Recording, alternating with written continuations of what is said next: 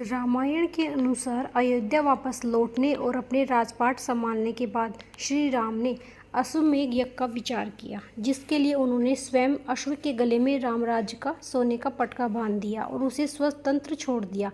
अश्वमेध यज्ञ के अनुसार जहाँ जहाँ भी उनका अश्व गुजरेगा वो सब राम राज्य का हिस्सा बन जाएगा।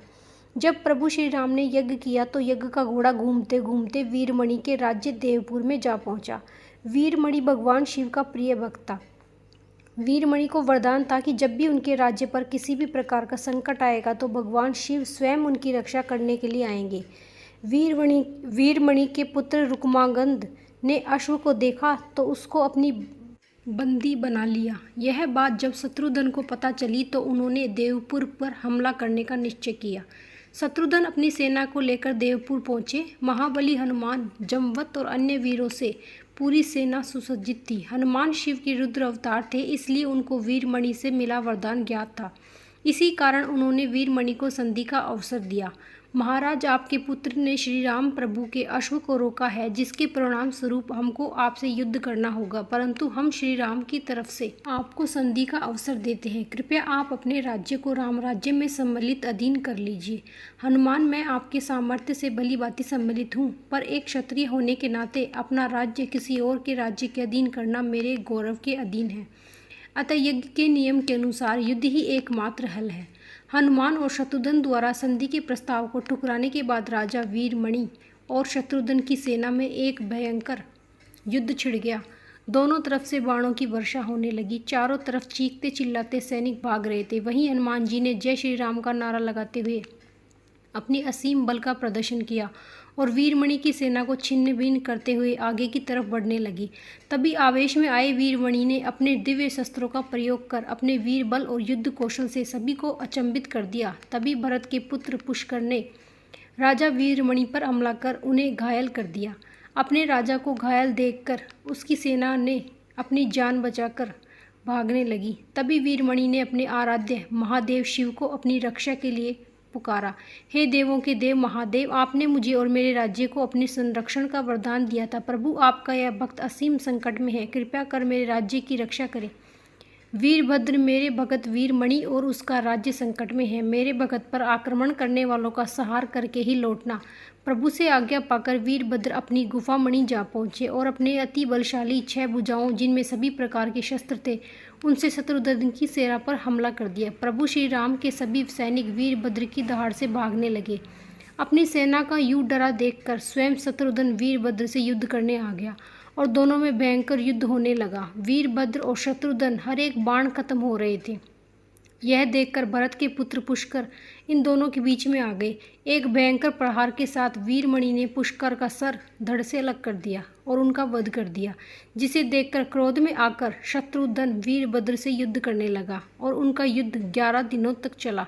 अंत में वीरभद्र के प्रहार से शत्रुघ्न मूर्छित हो पड़े। उनको मूर्छित देखकर हनुमान जी क्रोधित हो उठे और अपनी गदा के साथ वीरभद्र के सामने जा खड़े हुए। वीरभद्र, सावधान, तुमने प्रभु श्री राम के कार्य में रुकावट करने का साहस किया है और मेरे प्रभु के प्रिय का भद्र, तुमने अपनी मृत्यु को आमंत्रित किया है। मैं अपने प्रभु के आदेश का पालन कर रहा हूँ। उनके भक्त पर आए संकट को दूर करना मेरा कर्म है। काफ़ी देर के बाद विवाद के बाद दोनों में से कौन किस पर भारी पड़ रहा है, यह कहना अत्यंत कठिन था। दोनों ही एक समान घायल थे, दोनों ही एक दूसरे पर भारी पड़ रहे थे, लेकिन युद्ध का कोई निष्कर्ष ही नहीं दिख रहा था और सभी देवी देवताओं जिसे देखकर भयभीत होकर महादेव शिव के पास जा पहुंचे।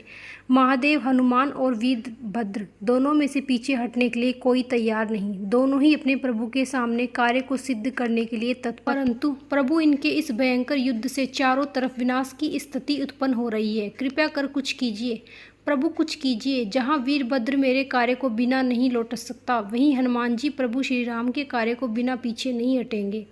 महादेव के इस उत्तर से सभी देवी देवता संकट में पड़ गए। वहीं दूसरी तरफ हनुमान रथ, वृक्ष और बड़ी बड़ी शिराओं से वीरभद्र पर आक्रमण किए जा रहे थे, जिन्हें वीरभद्र एक ही झटके में विफल कर रहे थे।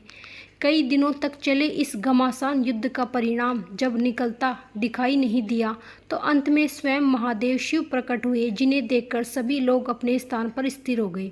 हनुमान, तुम्हारे बल और भक्ति का कोई तोड़ नहीं। जिस प्रकार तुमने वीरभद्र से युद्ध किया, इस प्रकार इस सृष्टि में युद्ध करना किसी का भी सामर्थ्य नहीं। हे महादेव, मैं तो सिर्फ अपने प्रभु के दिए गए कार्य को पूरा करने के लिए तत्पर हूँ, परंतु वीरमणि को दिया हुआ आपका यह वरदान उस कार्य में अड़चन बन रहा है। तुम अपने कार्य से बंधे हो, ठीक उसी प्रकार भी मैं अपने भक्त को दिए गए वरदान से बंधा हूँ। अब तुम मुझको पराजित कर गए, यह राज्य तुम्हें मिलेगा। महादेव द्वारा कही गई इस बात को लेकर हनुमान जी अत्यंत सोच में पड़ गए, परंतु अपने प्रभु के कार्य को पूरा करने हेतु उन्होंने कुछ और नहीं सोचा और महादेव शिव के साथ युद्ध करने लग गए। शिव ने अपने त्रिशूल से हनुमान पर प्रहार किया। हनुमान जी ने जय श्री राम का नाम जपते हुए निकल गए और उनका एक खरोश तक नहीं आई, परंतु अब इस युद्ध का कोई निष्कर्ष नहीं निकला। अंत में शिव जी ने उनके पराक्रम से प्रसन्न होकर वरदान मांगने को कहा। हे प्रभु, इस युद्ध में भरत के पुत्र पुष्कर मारे गए और शत्रुघ्न भी मूर्छित हुए। उनके प्राणों की रक्षा करने के लिए मुझे द्रोणागिरी पर्वत से जड़ी बूटी लेकर आना होगा।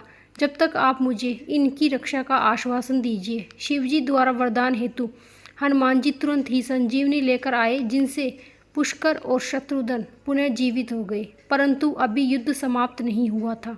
स्वस्थ होने के तत्पश्चात शत्रुघ्न ने महादेव के साथ युद्ध किया।